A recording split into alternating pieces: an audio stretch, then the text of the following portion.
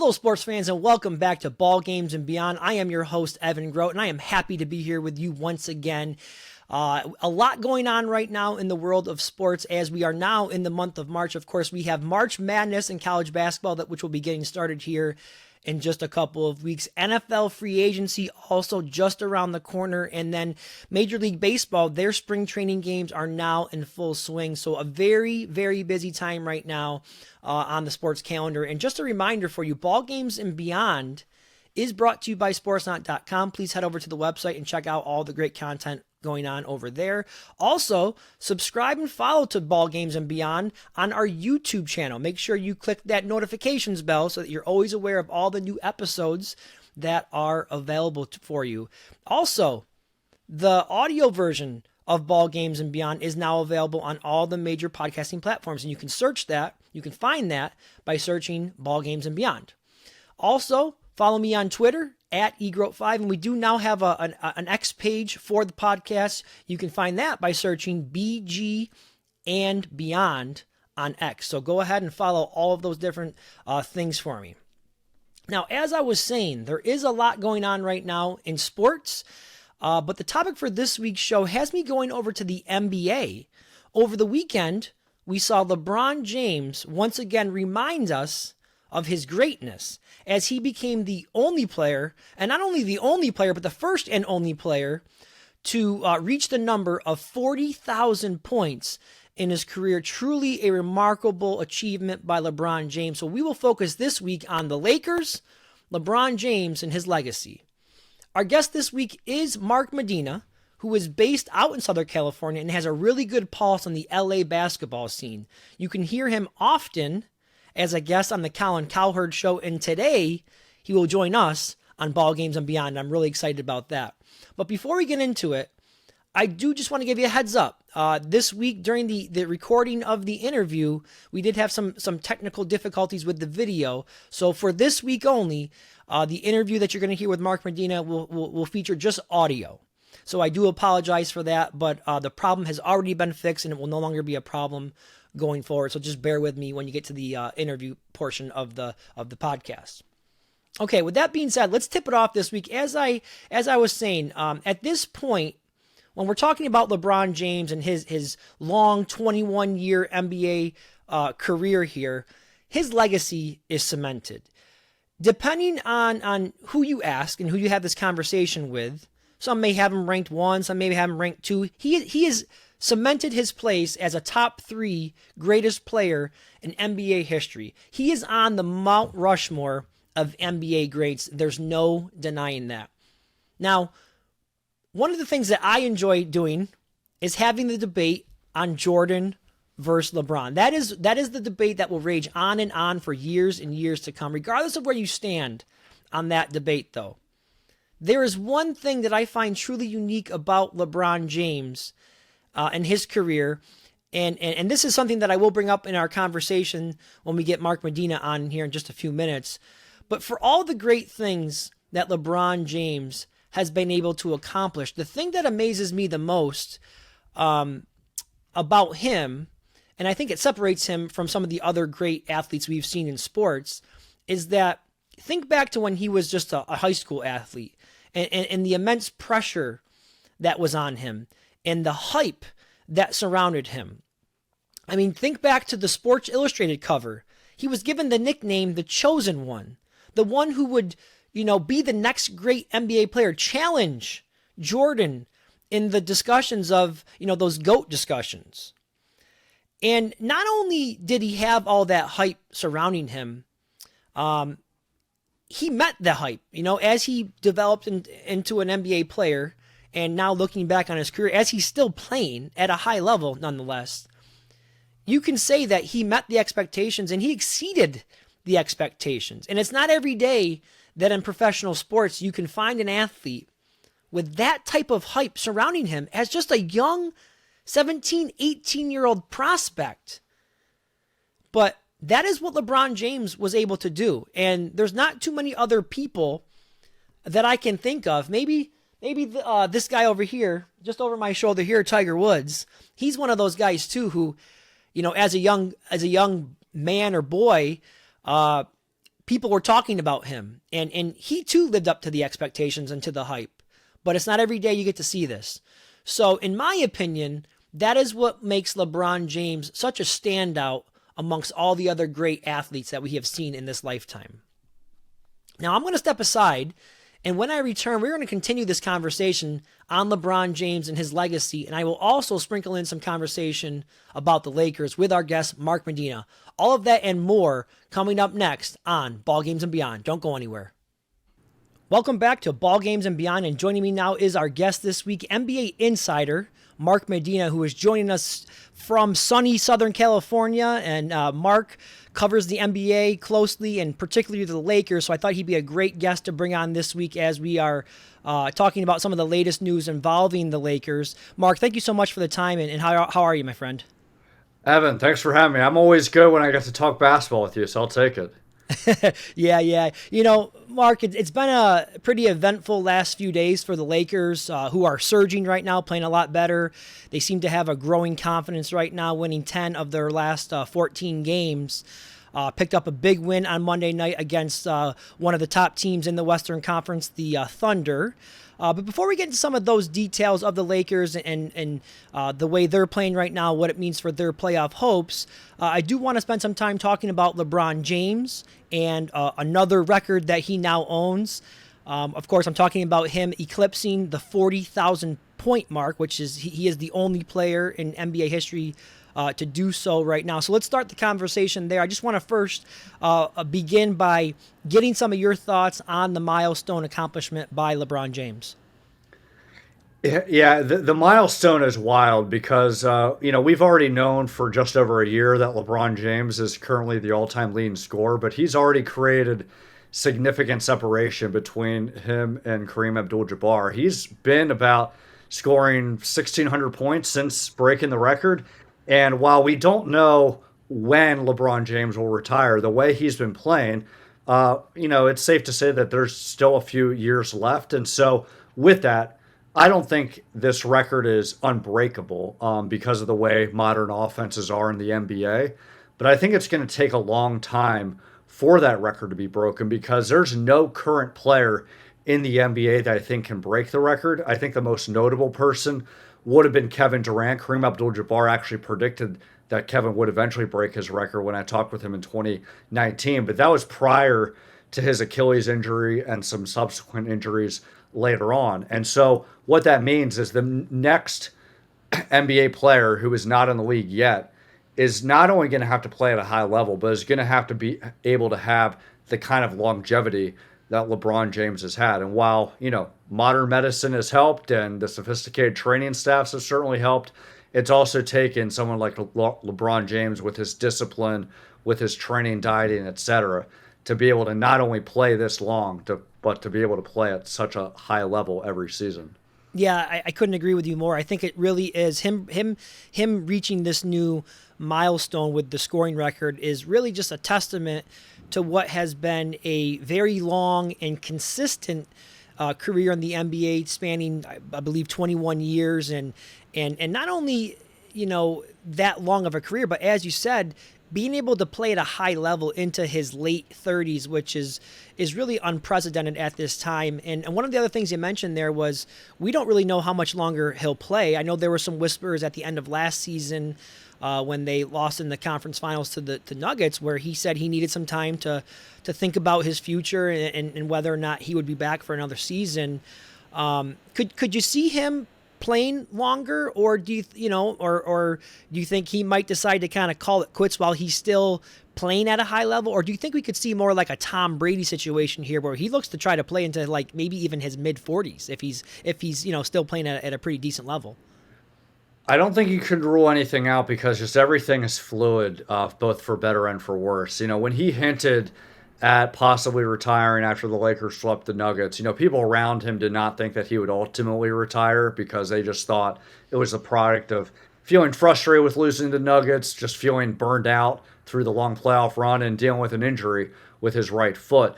But I think that his position is still the same that he outlined at the beginning of training camp, that he doesn't know what he's going to do beyond this season. Now, I think the fact that he's still playing at a high level and he hasn't had major injuries. Not to say that he's Iron Man, but he hasn't had major injuries. It makes me believe that he's going to extend past his contract. Plus the fact that at some point maybe the stars align for Bronny James to be able to play in the NBA, and the stars align for him to be able to be his teammate. But I think with all the moving parts, I think that at the end of the day, while this is fluid as far as how his body's holding up, how well he plays, how well the Lakers play, and what they can do with this roster in the summer, I think that he ultimately resigns with the Lakers. He retires with the Lakers. Maybe there is a scenario that Bronny James winds up playing with LeBron, but I think at the same time, we've seen in past seasons with the Lakers, ever since the Russell Westbrook trade, that they haven't made moves just because LeBron James wants it to happen. They've made moves that they feel, for better and for worse, is best for their organization. And I think the fact that he's had a decent freshman season, but he's not projected to be drafted, I think that shows the writing on the wall that Bronny will come back for his sophomore season, get some more seasoning under his belt, and then declare himself eligible after that. And with that, that means another year in the NBA for LeBron to see how much more he can delay father time and still, create separation with this latest milestone that he's just had. Yeah, that would be interesting to see a possible father-son duo in the NBA. But one of the other things that I really enjoy doing, Mark, with some of my friends and with some people on social media, I enjoy having those GOAT discussions, whether it's talking about NFL quarterbacks with Brady and Mahomes. I really enjoy the Michael Jordan versus LeBron James debate, and I will always be a Jordan guy. That's just the era that I grew up in. I don't think there'll ever be anything that LeBron can do to change my mind, although I'm not taking anything away from the greatness of LeBron and what he's been able to accomplish. But I think when you talk about LeBron James and what separates him maybe from some of the other great NBA players and great athletes of all time is that, I think back to when he was just a high school athlete, 18-year-old coming out of high school, and all the hype that was surrounding him as the next great player, NBA player, the heir apparent to Michael Jordan. Who could forget the Sports Illustrated cover that he was on with the title "The Chosen One"?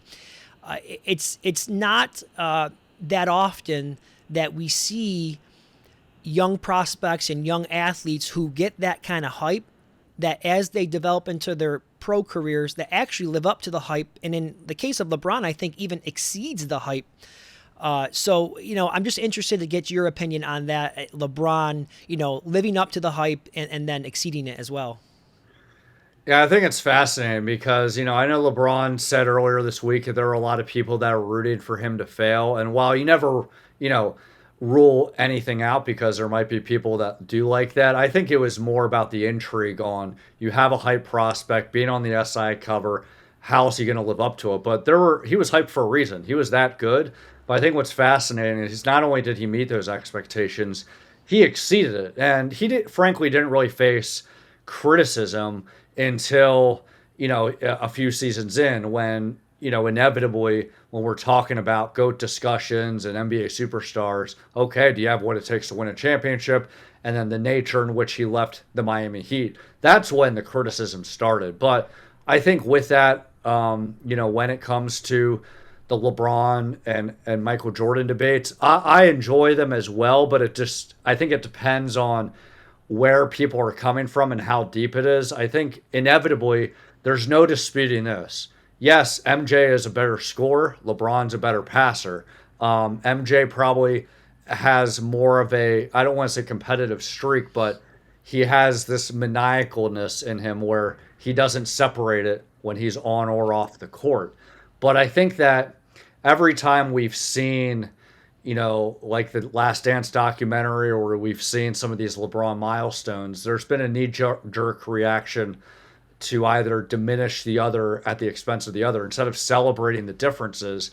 And I think when it comes to LeBron and Jordan, one thing that I don't think gets enough appreciation is that while it is true Michael had an undefeated finals record and he won more championships than LeBron, and MJ stayed at one team, there's extenuating circumstances where there wasn't the player era movement as there was in the 90s. There wasn't as much sophistication with training staffs and handling every player's bodies like there was in the 90s. So he doesn't have the same longevity. But there should be something to be said with the fact that LeBron was able to appear in 10 consecutive NBA finals. And, for all the rightful praise that MJ gets for always wanting to play, the reality is he did take two retirements and stepping away from the game. And so that's not to say that he didn't love the game. There was understandable reasons why he took that retirement, but I think the longevity piece is something that LeBron should get a lot more credit for because it's one thing to be able to play this long, but he's been playing at a superstar level every single season.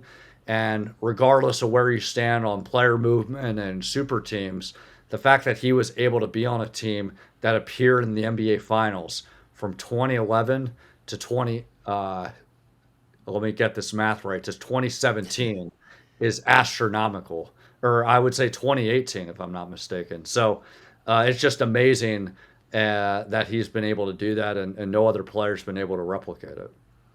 Our guest this week on Ball Games and Beyond is NBA insider Mark Medina, and we are discussing LeBron James and his great career and some of the accomplishments that he has been able to achieve. And now what I want to do is I want to shift our conversation a little bit here. I want to talk a little bit more about the Lakers as a team, specifically. Currently, they're in the ninth spot right now in the Western Conference, just 2 games back of the Suns, who hold the sixth spot. And that would mean if the Lakers can get into that sixth spot, they would avoid having to go through the play-in scenario. When you look at the way the Lakers are currently playing, I mentioned winning 10 of the last 14 games, seem to be getting things together at the right time. Do you think it's likely that they could get themselves, make a push for that sixth seed and avoid the play-in situation altogether? Yeah, I think these are the things that are likely. I think that they can avoid the play-in tournament, get the sixth seed. I think that unlike last season, you're going to see LeBron James and Anthony Davis not feel burned out as the playoffs advanced, and they're going to be able to build off of the continuity. I think that the challenge is the Western Conference has gotten even tougher this go around. And so I think with their first round, if they're matching up a team like Oklahoma City, we've seen that the Lakers match up with them well. They've beaten them 3 times in the regular season. But if they have another matchup, say against the Denver Nuggets, heaven forbid, that's not a good matchup for them. So I think the other thing is that the Denver Nuggets and the Clippers, they've shown that they're on a different level than the rest of the Western Conference because of their experience, because of their talent. And while the Lakers might be a good matchup against the Thunder, I'm not as high on their matchup against Minnesota. And so I think when you weigh all those things, presuming health's no major issues for either team, I think their most likely scenario is they get to the second round.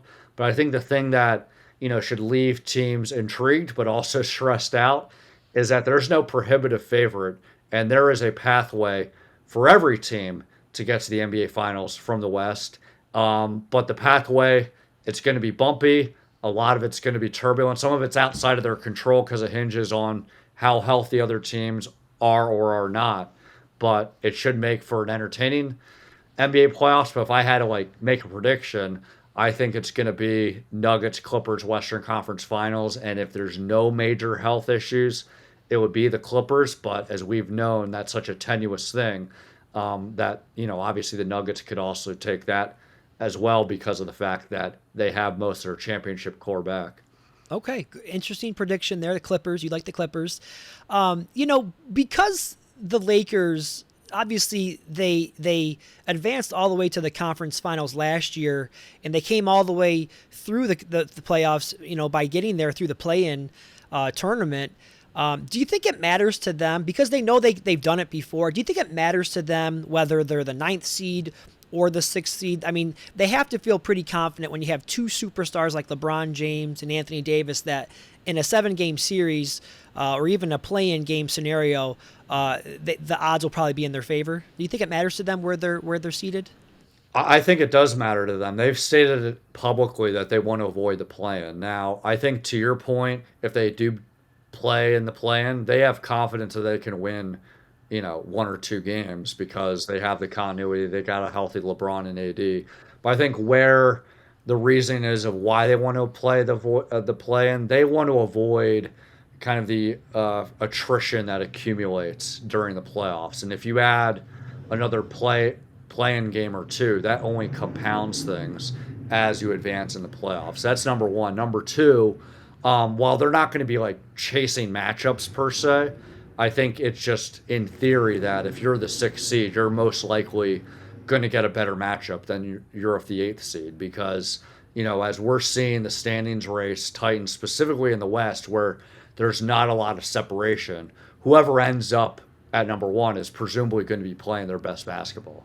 So I think that's where the thought process is. But if they wind up going through the play-in, I think that they have perspective from last season that they can do it again because of all the continuity and a healthy LeBron and AD on their team. Yeah, it'll be interesting to see how these last 19 games shake out and where they end up, finishing up when the regular season is done. I do have one more for you, Mark, before I wrap this interview up, and it's about the head coach, Darvin Ham. I was doing some reading, and of course, I follow the sport. I've been hearing some whispers that, his future could be dependent on how the remainder of the regular season finishes up. I was also reading about some possible lack of confidence that LeBron has in the coach right now. Maybe even some undermining the coach as well. I mean, it wouldn't be the first time we've heard LeBron doing that sort of thing. But do you think that Darvin Ham's future with the team beyond this year could be in jeopardy if the Lakers do not make the playoffs or at least advance through the play-in games? Well, I think the general caveat being professional sports, you never rule anything out. But for what it's worth, when, there's been criticism from, media and fans and, obviously some whispers from players with frustration with inconsistent rotations, playing time, and his adjustments. You've never heard any of those criticisms from people within the front office that make these decisions. They chalk it up to their struggles have mostly been due to injuries, and because of the injuries, that has led to inconsistent lineups and rotations, as well as the fact that outside of LeBron James and Anthony Davis, they don't have necessarily players that are quote-unquote star players. They're more role players, and role players by design are usually inconsistent in their productions depending more on circumstances. So I think that's where the front office sentiment has been. But that's only to say that everything's fine in the regular season. So I haven't been told that he's being evaluated in the playoffs or his job's quote unquote on the line if they don't make the playoffs. But just knowing how professional sports are and how the Lakers are as far as their standard goes, things are always subject to change, even if there's no forewarning. And that's nothing that's coming from anyone. That's just me knowing how the league operates, generally, because it's professional sports. Right. All right, Lakers fans, there you heard it from our guest this week on Ball Games and Beyond, NBA insider Mark Medina. Mark, thank you so much for the time. We appreciate you coming on and keep up all your great work. Hey, Evan, thanks for having me right back at you, and hope to do it again soon.